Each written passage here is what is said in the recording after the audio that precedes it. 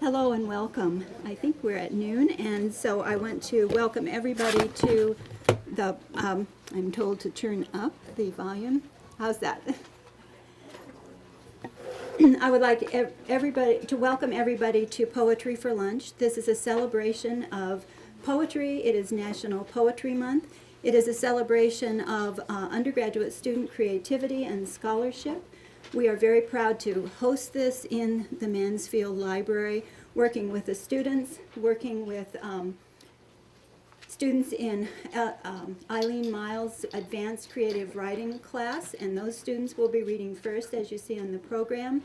The second half of the program will focus on a publication, the 2010 publication of The Oval, and readers from The Oval. And I want to thank Samantha, the editor, and I don't know where she is, so I appreciate working with you. Professor Stubblefield as well.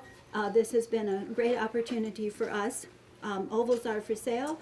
We appreciate working with the UC Bookstore, and they are here with copies of The Oval. I would also like to extend a thank you to all of you who are coming here and helping make this a success. And I would like to extend a special thank you to the people here in the library who have helped set this up, who have helped create the programs.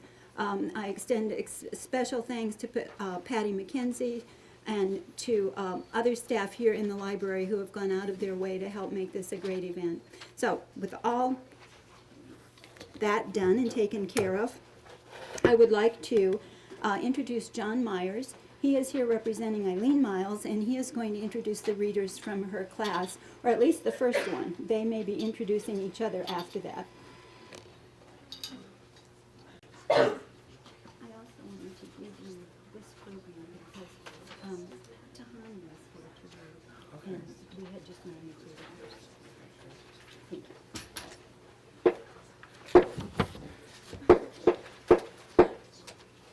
Welcome, everybody.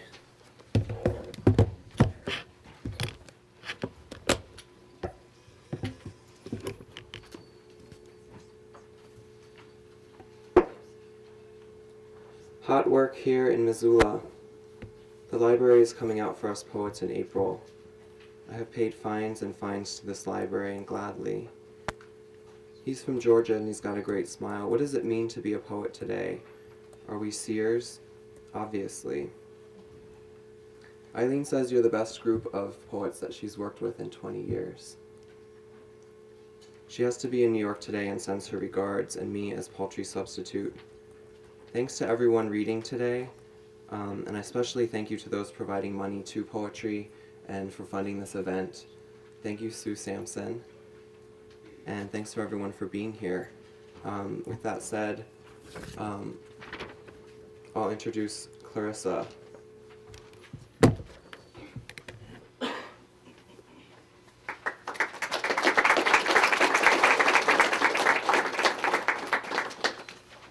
My poem is called The Bride. Hopeless love baby slips into dearth, characters on what used to be called Earth. Their drama caked on entry to every door, they try to conceal in every pore. As the eye of their storm flutters, churning their stomachs in the air that softly shudders. It was custom owning her in ancient times, he mutters. Let's go on feeling it, chasing wind, slipping on time. Beautiful sex messes, once engaged, then stutter. Their melody, a melody given to their scrolls, their time of motorcycles, their time of footnotes, they roll on. Their grotesque vow, they puncture and top this blue screen, their rock anchor trap. Electrifying, they are splayed in red, chemical disaster revealed in red. Human fragmentations stand, small and dense in sand. An ocean allowing warm embrace, rays in her hair left for him to trace. Their melody, a melody given to their scrolls, their time of motorcycles, their time of footnotes, they roll on. Their grotesque vow, they puncture and tap this blue screen, their rock anchor trap. Their melody, a melody given to their scrolls, their time of motorcycles, their time of footnotes, they roll on. Their grotesque vow, they puncture and tap this blue screen, their rock anchor trap.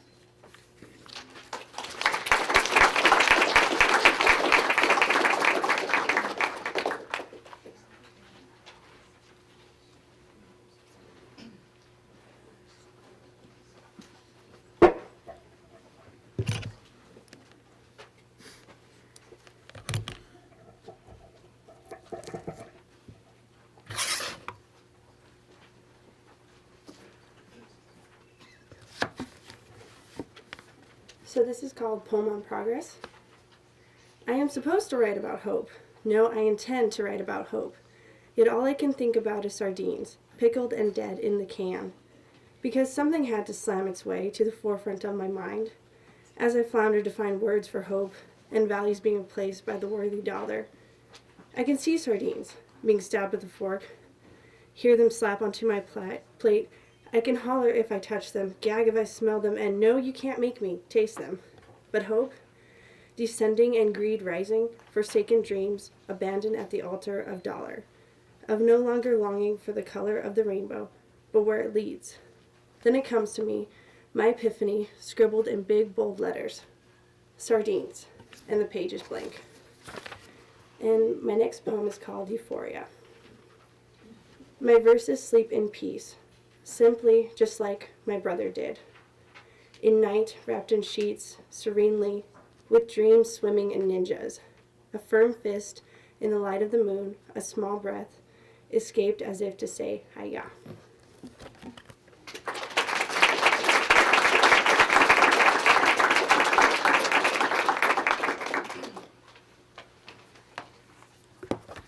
Cloud envy.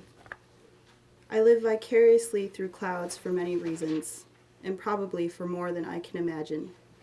Swimming out in that big grand blue sky, their bellies full and touching, fading in and out of one another's bodies, and sometimes back into the air. Their only obligations are to travel or to die, and death without a body is easier to digest.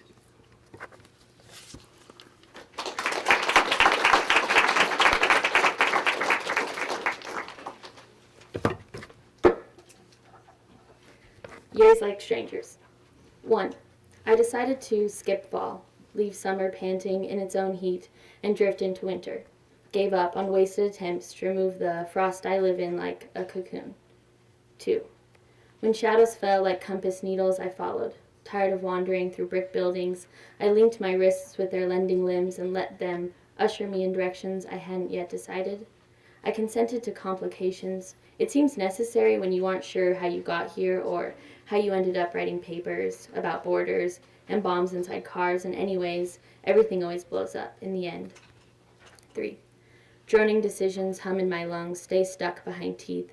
Like the smoke my trembling fingers can't quite bring to lips. For now, I bury creativity under certainty and wonder how long until it's too much to keep pretending I can never change any of it. I want to hurry through this part. It's the dog, that noise, but in case it's not, the man outside is barking.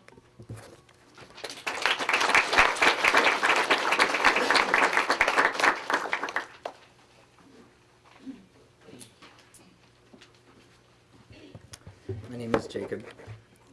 This poem's called Fine Rain, Lowering Sky, which is a quote from Samuel Beckett. There's another one in the poem, but I won't do that. Fine rain, lowering sky. Small concentration on the fixtures. You have an inkling, now beacon, now sea. Look at the Lombardy poplars, John, and I cross your mind.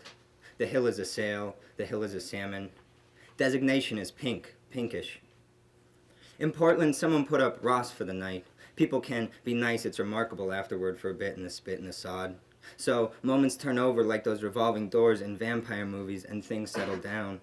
And then you must be quiet and listen to the music. And if God's each voice is a rudder lingering like a maxim over a stuff pile, we don't want to ignore either possibility anymore. We've been driving for 3 moments if we count only the important ones. And soon I suspect the children will wake up and cry or ask where we are. And we'll tell them the truth or lie like we've done this before. A few fence rungs cradling the windshield between dark and the place we're going to. Thank you.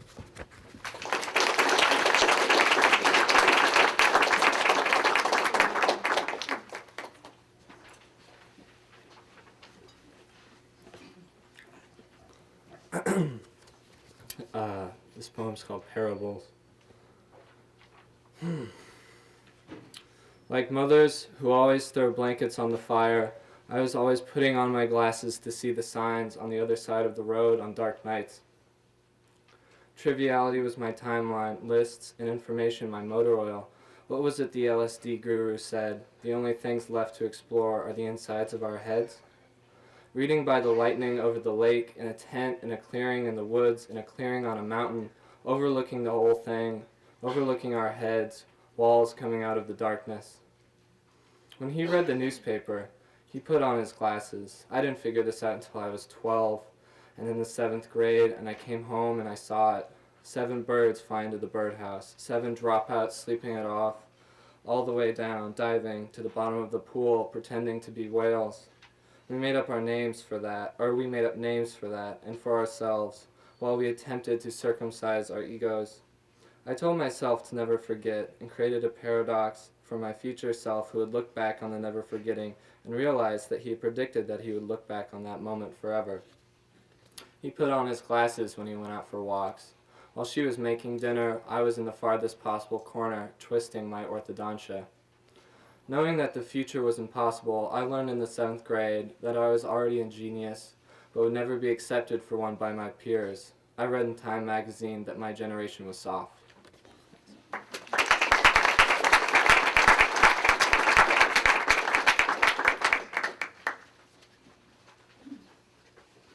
Hi.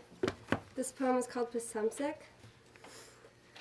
This rabbit is not innocent, not full of sentiment. Samantha wanted to give it to her lover, a new toy, a mustached rabbit for Christmas, and maybe hide it inside her for him.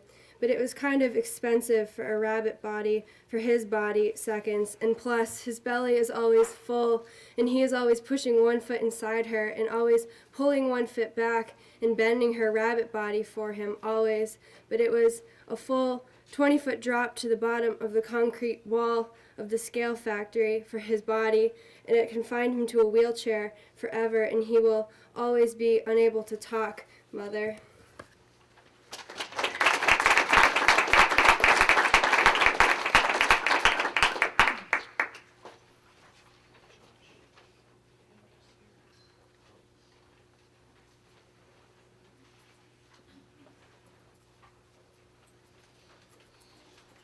Hello. This went far too fast. My name is Josh, and this is called Shitty Poem. You make me feel feelings that I alternately like and dislike. Stick figure you holding stick figure my hand and a cracked ceramic windpipe. 3 pigeons on a phone wire and drowning in Lake Erie. I told you I felt like a quartered plum, 2 quarters, opposite quarters, of which are rotten. And you promised I'd put that in a poem, and I thought, fuck. Now I can't put that in a poem. It's alright, I suppose. I don't have any idea what the opposite quarters thing was about. I might have had a vague sense, but what if someone asked? We'll be subplots in somebody's movie someday, and you can pretend to hate me, and I can pretend to hate you, and when the clock strikes what happened, we'll pretend at old love. And when the clock strikes who cares, just former genitalia, a cock and a cunt in some con's crystal ball. When the clock strikes February 9 and April 11, a text message or something, or nothing. And when the clock strikes next Christmas, a gift I never gave. Yes, that sounds right, a gift I never gave.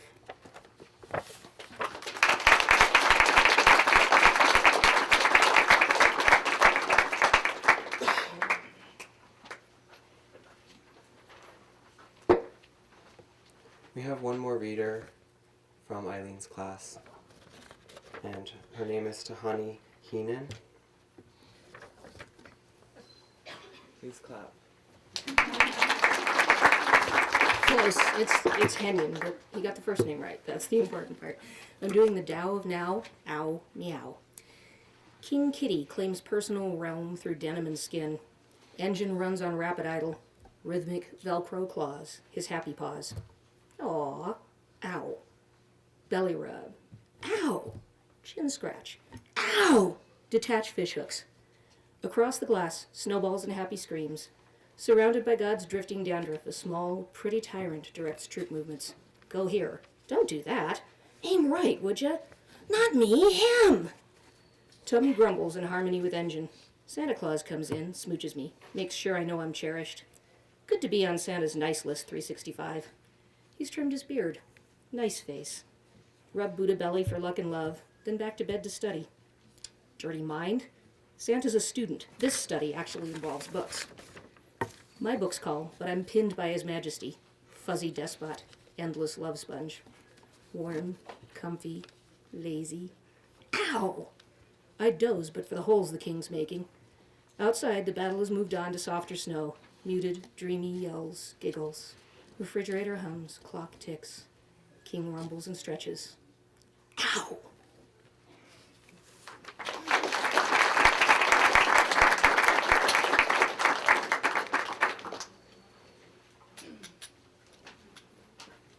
I'm going to introduce the next set of readers, please. I would appreciate it.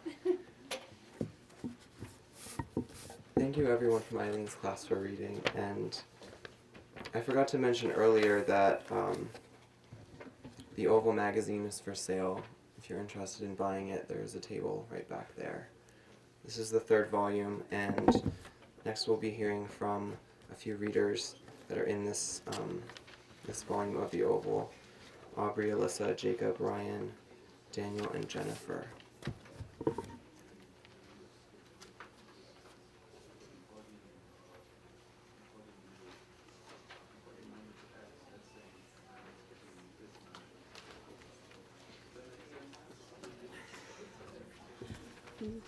Hi, I'm Aubrey. I have a sweater, but I can't seem to stop sweating, so I'm sorry.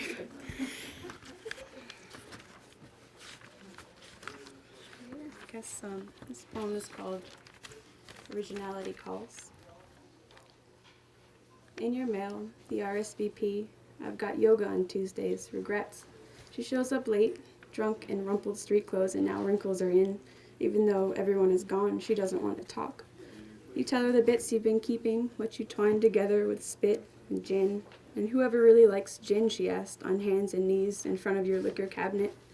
She perches on your mantle, garments dusting the coals left on, now a skirt, now a dress, now 2 tights. She pours herself one to a cup left behind as you tell her the time you felt you were vast, and she decides she thinks she likes gin. You drink and she smokes from her stocking's edges, gray, upward curls, and she sniffs, then dismisses. You can teach a 2-man fish, she begins, but if you give Amuse a cookie, she's going to want yours too. So you hold a party napkin twisted up to her hair and light her menthol light. She smokes, but only 'cause she's drinking. Write about sadness, write about love when you had it and when you didn't. Write about how different you are. Write a story where you pour me another gin. Smoke laughs through her veneers, which will remind you of your father, and so you say, "My father liked gin," to which she replies, "I doubt it," as she exits by the flue.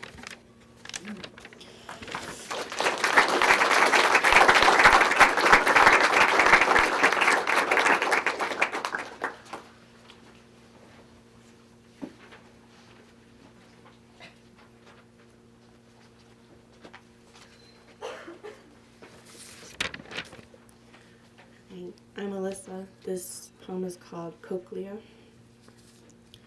Beat, beat, beat of the drum, making muscles hum, pump, and blood pound, an ambient surrounding sound, into the small chamber, down the spiral, swaying, rocking, tap, tap, tap, and tap, with the lyric of the clear, pure tones, musically swinging on the cells, flooding out the quiet, rock the sound, wind up to the top of the domed composition, and rock it back down in a crash and splash across the pavement of the basement, listening, swish, swishing infectious, grasping on the edges, crazed, dart across the papered melody, blacken holes that wish to define the varnished reverberation.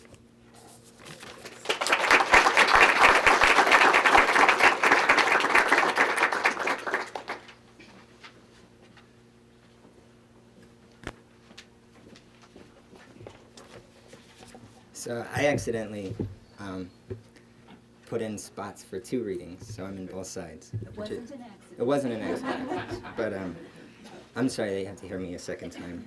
Oh, well, thanks. But if you are, just... this poem's called The Town and Its Religion, and it's actually in the Oval, which you should all buy, of course. The Town and Its Religion. I ask God for some peanuts, and he gives me salted air. Between lovers, there is no hesitation, and I wish for once there was. Later, I find God in a Pepsi can or crushed Pepsi can outside the Asian grocer's sliding door. On Tuesdays, I buy trinkets for my sister who's got a cakey epidermal layer, some lime-colored yet mild form of leprosy. All that means is her skin's like litmus. It wicks just a little, if any. And we have no father. It doesn't dry completely. She croaks instead of crying. She's younger.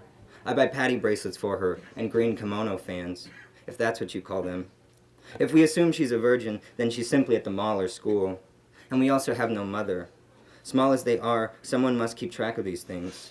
Other mornings, I ask God for the bald truth as it stands apart from our brine white elbows as it travels mile upon mile away from this hilly funereal town. Sunrise here is the only thing we have. Clotheslines cross the gravel, which is the color of fennel. God formally tickles the inside of my ear with tobacco sounds. I ask Jimmy Blaine for a ride to work, but he's rubbing my newest girlfriend's hand. Late morning, and we're all still looking for Jane's friend's car, a paisley-stained Honda, a Civic, I believe, with one rim defected into the shape of a furry mollusk or cigar.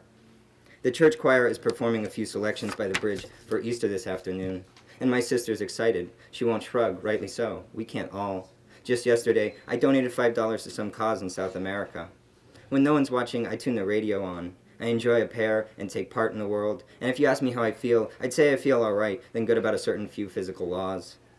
Around 9 p.m., I ask God for a new job, and he points me to the shower, which is running. I watch my sister sleeping from a ream of peeling carpet in the hall. After a minute, I'd say I feel like puking, but not anything large or important because the halls of my life are low and, like an eyelid or fingernail, green. I am knock-kneed. I don't want to wake her, my sister. Some days, I go downstairs just to throw an extra penny against the small coffee table, which is a dinner tray, until it bounds eventually into some ashtray full of peanut shells from a few nights ago. I ask God for directions, and the clanking sounds quiet down. Some time passes then. Thank you.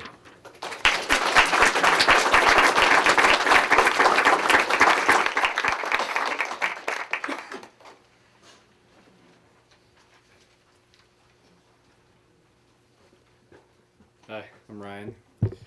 This is an excerpt from a longer work called A Daily Consciousness. The Gila thaws, playing regal, a rock among rocks in the blaring sun. Risk the spine, says the sun, searching for a gladiator, but he speaks through the air, finding nothing but sandstone and cactus skin. He continues his glare. Says the Gila, I've a sore throat and I don't know how to cook. My stomach is bare and my hole freezes in the night. Every morning I take longer to reanimate. My cold blood phases from blue to red, and some days I want to stay underground and let the torpor prove its right. A diamondback slides near and smiles hungry. The Gila off balance. I'll have to bite you, even you without ears. The sun lusters a few degrees sharper in a white stare. The snake. Neither of us have ears, friend. Thank you.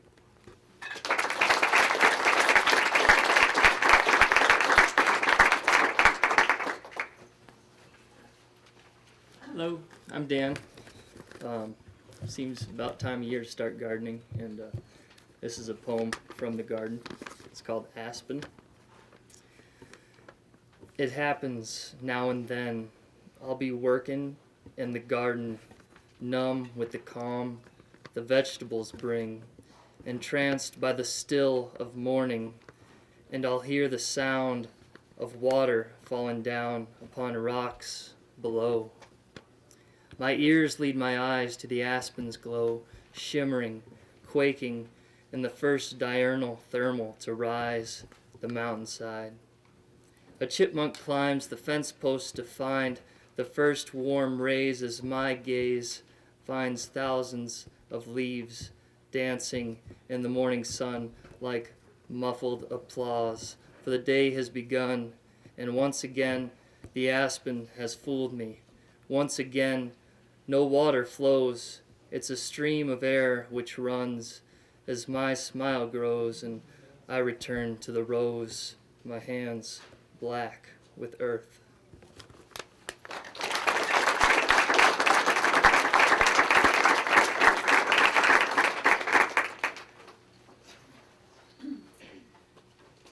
All right, hello. I am Jenny, and I was very, very fortunate to be the poetry editor of the Oval this year, and so I wasn't actually published in it, but I wanted to come up and say a quick, very heartfelt thank you to all of the poetry staff, many of which are here. So We can point them out later if you want to talk to them. But that we had a great year, and it was really fun to read all of the poems and be involved in that. So very heartfelt thank you to all of you. And I obviously wasn't published in the Oval since I was involved in the staff, but I am going to share one of my poems just for fun. So this goes along with the last poem. It's very much about gardening, and it's entitled Thyme, and that's with a Y, so it's the herb.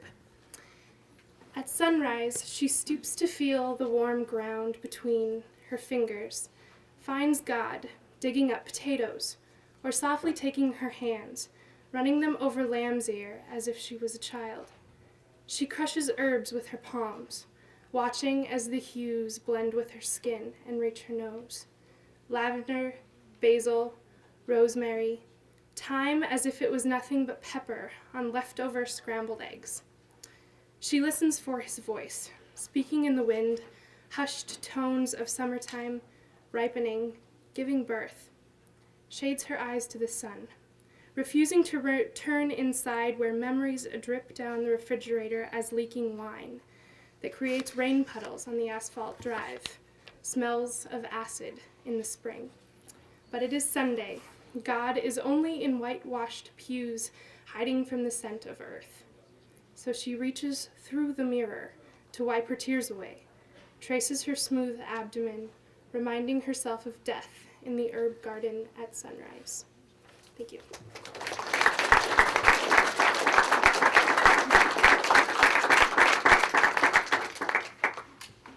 I would like to thank all of you for coming. The readings were great. It is such a pleasure to work with the students and the success that they have in doing what they do so very well. Thank you for a wonderful year, and be sure to grab an oval on your way out. Thanks again, everybody.